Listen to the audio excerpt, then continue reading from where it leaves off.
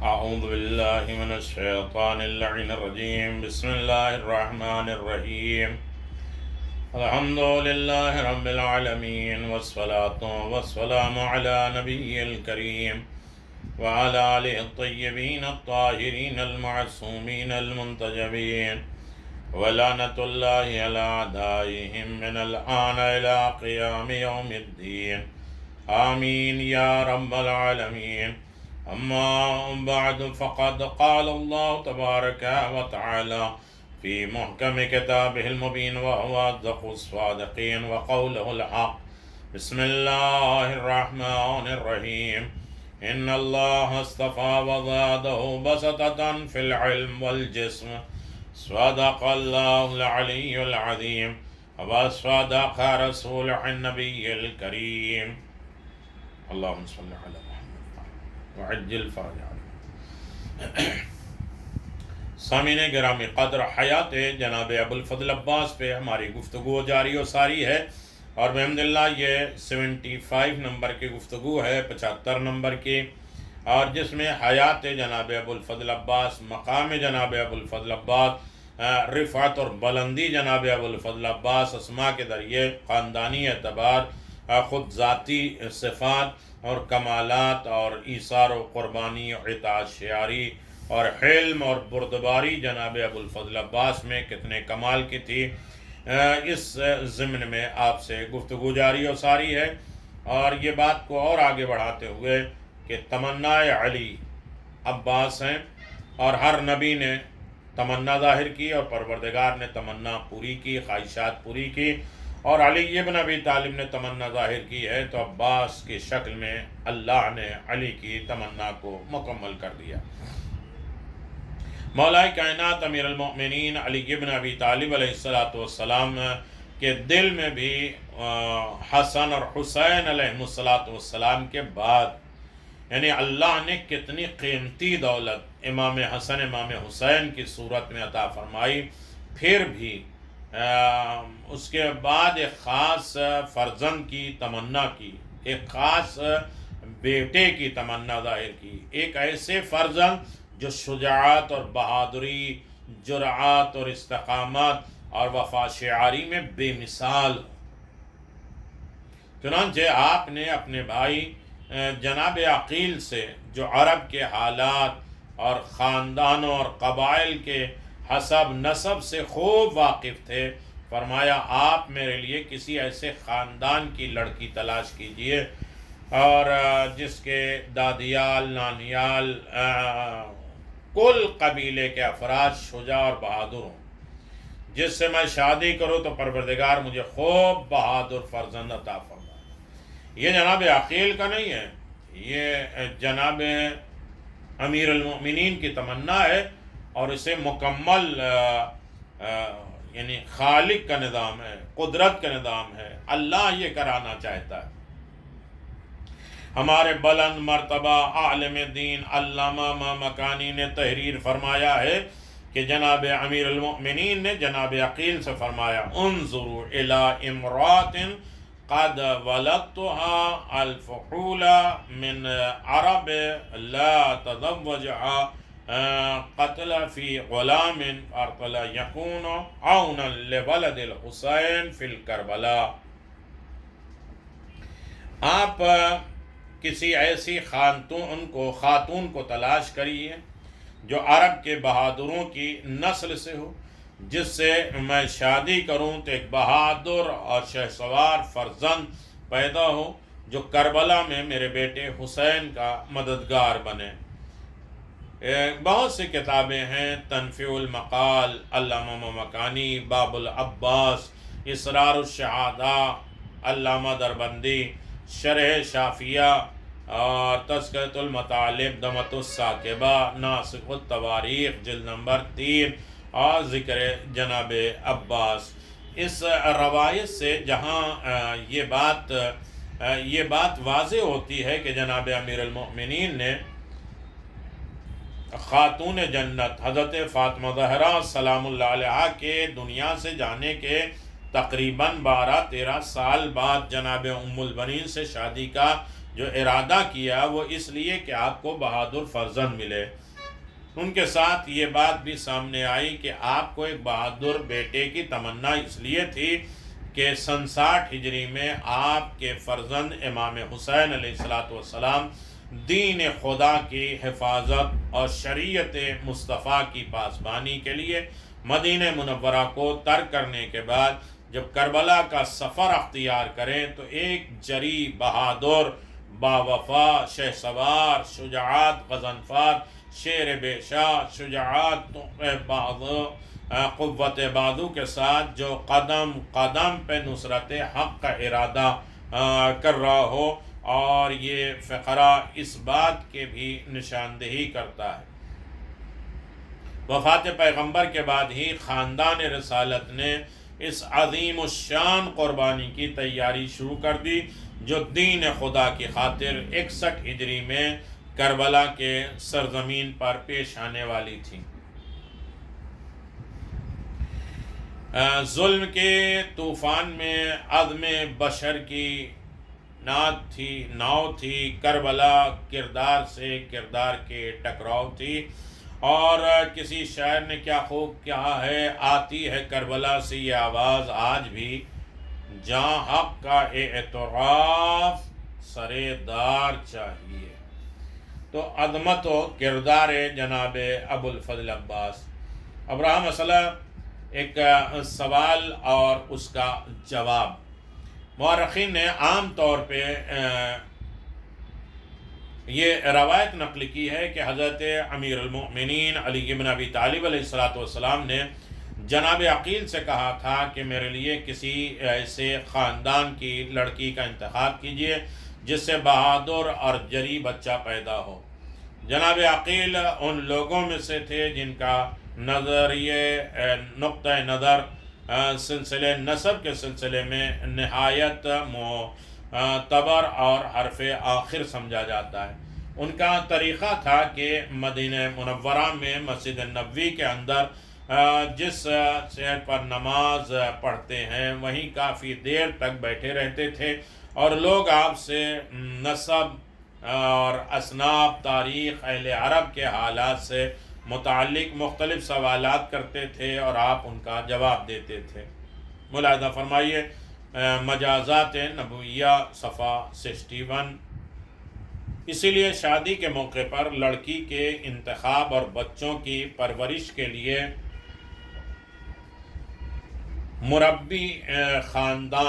مربی خواتین کے لیے لوگ جناب عقیل کی طرف رجوع کرتے تھے تاکہ اچھے سے اچھے خاندان کا پتہ چل سکے۔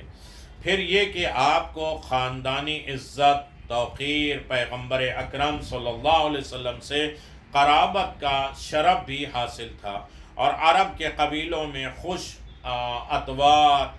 خوش کردار خاندان اور اخلاقی صفات و کردار سے مالا مال گھرانوں کی بھی پہچان تھی، اور ازواجی زندگی کے متعلق دین اسلام نے جو ہدایات نافذ کی ہے اور جن آداب کی طرف ہماری نشاندہی کی ہے ان میں یہ بھی ہے، شادی کرتے وقت اچھے خاندان کی عورت کا انتخاب کرو، کیونکہ ماں کی عادات و اطوار کی طرف منہ کی صفت بھی بچے میں منتقل ہوتی ہے، ماں کی صفتیں بچے میں ضرور آتی ہے۔ تو لہذا اسی لیے اسلام نے کہا ہے کہ جب شادی کے لیے آمادہ ہو تو لڑکی کی ماں کو دیکھو کیسے نبھانے والے اور کیسے حالات ہیں۔ ملاحظہ ہو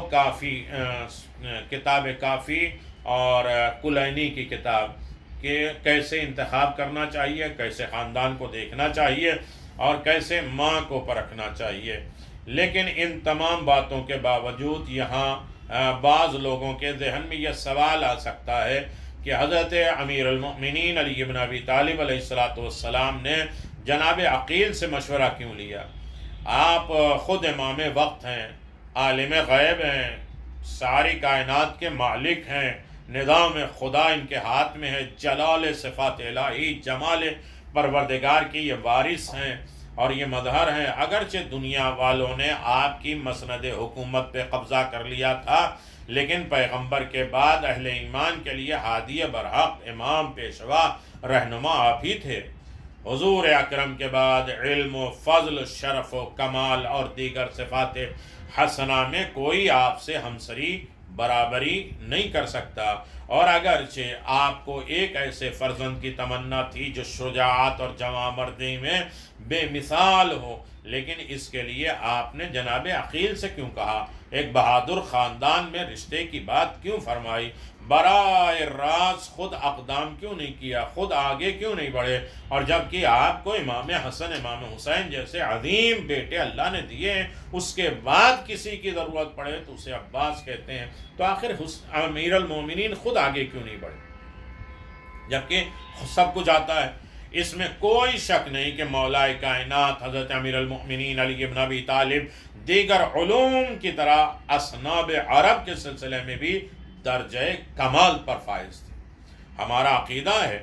کہ حضرات ائمہ طاہرین علیہ السلام اس عالم ہستی کے ہر اچھے برے، ہر مخلوق کے محاسن اور محامد، ان کی حمد، ان کی اچھائیاں، خوبیاں، حسن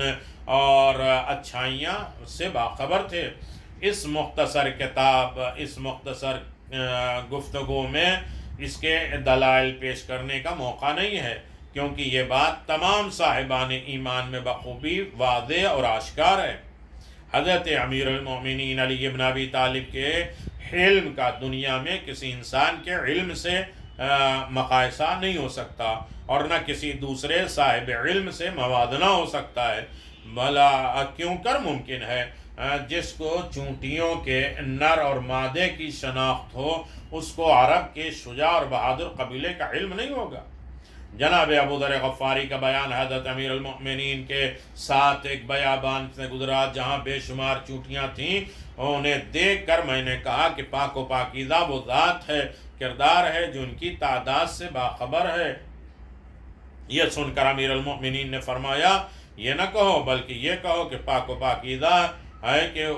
ان کو پیدا کرنے والا، کیونکہ ان کی تعداد کو تو میں بھی جانتا ہوں، یہ بھی بتا سکتا ہوں کہ اس میں نر کتنے ہیں، مادہ کتنے ہیں۔ ملاحظہ فرمائے مدینۃ المعاجز کتاب میں 115 نمبر کے صفحے پر حضرت امیر المؤمنین علی بن ابی طالب علیہ السلام کے علم کی ایک اور مثال ملاحظہ فرما لیجیے۔ آپ نے فرمایا کہ ہمارے شیعہ حضرت آدم سے پہلے ایک مخصوص طینت اور شرط سے پیدا کیے گئے، نہ اس تعداد میں اضافہ ہوگا اور نہ ہی کمی۔ میں جب اس کو دیکھتا ہوں تو ان کے ہر فرد کو پہچان لیتا ہوں، دوست دشمن کو جانتا ہوں، خاندان اور قبیلے ہمارے یہاں لکھے جاتے ہیں۔ ملاحظہ فرمائیے اختصاص شیخ مفید اور بصائر الدرجات۔ ان روایات سے یہ بات واضح ہو جاتی ہے کہ آپ کا نسب کی شناخت لیے جناب عقیل کی نشاندہی کی ضرورت کیا تھی؟ جناب عقیل کی نشاندہی کی ضرورت نہ تھی، البتہ یہ ہو سکتا ہے کہ حضرت کی گفتگو روزمرہ کی بات چیت کے عنوان سے رہی ہو۔ حقیقت یہ ہے کہ حضرات ائمہ طاہرین علیہ السلام کے تمام کاموں میں مصلحتیں اور حکمتیں ہوتی ہیں، جن میں سے کچھ کو ہم درک کر لیتے ہیں، حاصل کر لیتے ہیں، اور کچھ کو سمجھنے سے ہم قاصر ہیں۔ حضرت رسول خدا صلی اللہ علیہ وآلہ وسلم کی حیات طیبہ بھی ایسے نمونے میں موجود ہے۔ قرآن مجید میں خالق دو جہاں کا ارشاد ہے، وَشَارَحُمْ فِي الْأَمْرِ، کاموں میں ان سے مشورہ لیا جائے، اور مشورہ ایک عظیم ترین عبادت ہے۔ جبکہ حضرت رسول خدا صلی اللہ علیہ وآلہ وسلم جن کے فیض الہی ارادہ ربانی سے براہ راست رابطہ تھا، اور آپ کو کسی سے مشورے کی ضرورت نہیں تھی، مگر اس کے باوجود آپ چاہنے والوں سے مشورہ لیا کرتے تھے۔ چنانچہ جنگ بدر کے اسباب کے سلسلے میں مورخین نے لکھا ہے کہ حضرت کو یہ خبر ملی کہ قریش لشکر اسلام پر حملہ کرنے کا منصوبہ بنا چکے ہیں، تو آپ نے اہل بدر کے سامنے یہ بات رکھی کہ تم لوگوں کی کیا رائے ہے؟ آیا ابو سفیان کا تعاقب کروں یا یہ کہ قریش کی سرکوبی کے لیے نکل پڑوں؟ حاضرین میں سے 2 آدمیوں نے کہا کہ بہتر ہے کہ قریش سے نہ الجھیں، کیونکہ یہ لوگ ایمان لانے والے نہیں ہیں۔ مگر حضرت کو ان لوگوں کے مشورہ پسند نہیں آیا، چہرے پر رنج و علم کے آثار نمودار ہو گئے، تو جناب مقداد ابن اسود کھڑے ہوئے اور حضرت کی خدمت میں گزارش کی کہ اے اللہ کے رسول، آپ کو خداوند عالم کی طرف سے جس بات کا حکم ملا ہے اسے بجا لائیے، ہم لوگ آپ کے ساتھ ہیں۔ یہ لوگوں کا وہ انداز نہیں ہوگا جو حضرت موسیٰ کی امت کا تھا کہ بنی اسرائیل نے جناب موسیٰ سے کہہ دیا تھا کہ آپ اور آپ کا خدا جانے، دشمن سے جنگ کریں، ہم لوگ تو یہیں بیٹھے رہیں گے۔ جناب موسیٰ ان کی قوم نے جواب دے دیا کہ اگر آپ یہ کرنا چاہتے ہیں تو آپ کا اور آپ کا خدا لڑے، ہم اس جنگ میں شامل نہیں ہوں گے، ہم لوگ یہیں بیٹھے رہیں گے۔ لیکن پیغمبر کے جانباز سپاہیوں نے کیا کہا کہ ہم آپ کے ساتھ ہیں، جو اللہ کا حکم ہے۔ اللہ اکبر! اے اللہ کے رسول، جناب موسیٰ سے کہا ہم موسیٰ کے ساتھیوں میں سے نہیں ہیں، موسیٰ کے لیے کہا، بلکہ ہم یہ عرض کرتے ہیں کہ آپ خدا کی مدد اور نصرت کے ساتھ جنگ کے لیے تشریف لے چلیں، ہم بھی آپ کے ہمراہ آپ کے ساتھ ہیں، جب تک دم میں دم ہے، کبھی میمنہ کبھی میسرہ کبھی قلب لشکر میں پہنچ کر آپ کی نصرت کا حق ادا کرتے رہیں گے۔ خداوند کریم کی قسم جس نے آپ کو رسول بنا کر بھیجا، اگر آپ حبشہ شہر میں برق الغمام جیسے دور دراز علاقے میں دشمنوں سے جنگ کے لیے تشریف لے گئے تب بھی ہم حاضر ہیں۔ حضرت رسول خدا صلی اللہ علیہ وآلہ وسلم نے جب جناب مقداد کی ایسی پرجوش اور خلوص اور وفا میں ڈوبی ہوئی تقریر سنی تو مسکرا دیے اور آپ کے چہرے اقدس پہ مسرت کے آثار نمودار ہوئے۔ طبری جلد نمبر 12 صفحہ نمبر 203۔ اسی طرح جنگ احزاب اور دوسری جنگوں کے موقع پر آپ نے اپنے بزم سے اپنے چاہنے والوں سے مشورہ کیے، جن میں سے بعض مشوروں کو آپ نے قبول بھی فرمایا اور بعض کو رد فرما دیا۔ کچھ مشورہ دینے والوں نے مشورہ دیا تو اسے قبول بھی کیا، اور کچھ مشورہ دینے والے جو اپنی دشمنی کا اظہار کر رہے تھے اور اپنا مقصد پورا کرنا چاہ رہے تھے، ان کے مشورے کو پیغمبر نے رد کر دیا اور کہا یہ نہیں چلے گا، نہ آگ جلائی جائے گی، نہ دشمن کو جو ہے اس طرح سے بتایا جائے گا، بلکہ ان موارد ان موقع پر تفصیلی جائزہ لینے سے یہ بات بھی واضح ہو جاتی ہے کہ حضرت صلی اللہ علیہ وسلم گویا لوگوں کو مشورہ کرنے کے عادی بنا رہے تھے تاکہ انہیں ان کی عادت پڑ جائے اور ان کا کوئی بھی کام جلد بازی کے نظر نہ ہو، بلکہ ہر کام میں وہ مشورہ کرتے رہیں اور مشورے کے اعتبار سے کام کرتے رہیں۔ حضرات ائمہ طاہرین علیہ السلام کا شیوہ زندگی میں بھی یہی تھا۔ جناب امام ہشتم امام علی رضا علیہ السلام نے فرماتے ہیں کہ میرے والد ماجد اگرچہ معصوم تھے، علم لدنی رکھتے تھے، لیکن اس کے باوجود اپنے باغات وغیرہ کے متعلق مشورے میں اپنے خدمت گزاروں کا بھی شریک کرتے تھے، جو اس میں کام کرتے تھے ان کو اس میں شریک کرتے تھے۔ کسی نے اس پر اعتراض کیا تو فرمایا کہ خدا خدمت گاروں کے مشورے بھی صحیح ہیں۔ ان واقعات میں یہ بات بھی واضح ہوتی ہے کہ عقلی اور عادی امور فطری انداز سے انجام پایا جائے۔ حضرت ائمہ معصومین طاہرین کے پاس اگرچہ یہ قدرت تھی کہ وہ اپنے اعجازی اختیار کو استعمال کریں، لیکن ان حضرات نے دینی اور دنیا کے آقا اور مولا ہونے کے باوجود ایسا اقدام نہیں فرمایا، بلکہ ایک عمومی انداز کی زندگی گزاری اور اپنے طرز عمل سے اپنے حلقہ ببوش لوگوں کے خیالات اور ان کی توقعات کی اصلاح فرمائی۔ حضرت امیر المؤمنین علی بن ابی طالب علیہ السلام نے بھی ممکن ہے کہ زوجہ کے انتخاب میں اس روش کو اپنایا ہو تاکہ ان کے چاہنے والوں کو یہ درس ملے۔ شادی انسانی زندگی کے اہم مسائل میں سے ہے جس کے ہر پہلو کا جائزہ لینا نہایت ضروری ہے، اور جلد بازی میں کوئی قدم اٹھانے کے بجائے صاحب فہم لوگوں کے مشورے سے بھی کوئی اقدام کرنا چاہیے۔ اور آخر بات یہ ہے کہ حضرت امیر المؤمنین علی بن ابی طالب علیہ السلام نے اپنے بھائی عقیل سے جو گفتگو کی اسے مشورہ کیوں کہا جاتا ہے؟ یہ تو دو بھائیوں کی ایک خاندانی معاملہ ہے اور باہمی گفتگو ہے کہ چھوٹا بھائی بڑے بھائی سے مشورہ کرے شادی کے مسئلے میں۔ یہ امیر المومنین کی سنت رہی ہے کہ بڑے بھائی سے مشورہ ہو اور بڑے بھائی کے اندر بھی خواہش ہو کہ حسین کے مددگار کوئی ہو، اور یہ بڑے بھائی کے رسپیکٹ بھی ہے جو باپ کے برابر ہے۔ اسلام کہتا بڑے بھائی اصل میں باپ کے برابر ہے۔ مولا چونکہ ایک عالی نسب شجاع اور بہادر قبیلے کے کسی ایسی لڑکی سے شادی کرنا چاہتے تھے جس کے ذریعے سے آپ کو ایک جرأت مند بہادر اور ایسا شجاع فرزند ملے اور جس کے خون کے اندر شجاعت اور دلیری رچی اور بسی ہو۔ اس لیے جس طرح ہمارے ہاں کوئی شخص جو شادی کا خواہش مند ہو براہ راست بات کرنے کے بجائے اہل خاندان میں سے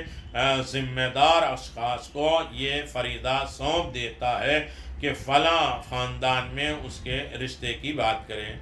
اسی طرح یہ ممکن ہے کہ مولا نے جناب عقیل کو یہ اصناف عرب سے بہت زیادہ واقفیت رکھتے ہوئے یہ ذمہ داری سونپی ہو۔ ایک اور بہادر اور شیر دل گھرانے کی خاتون سے آپ کی شادی کا پیغام لے کر جائیں۔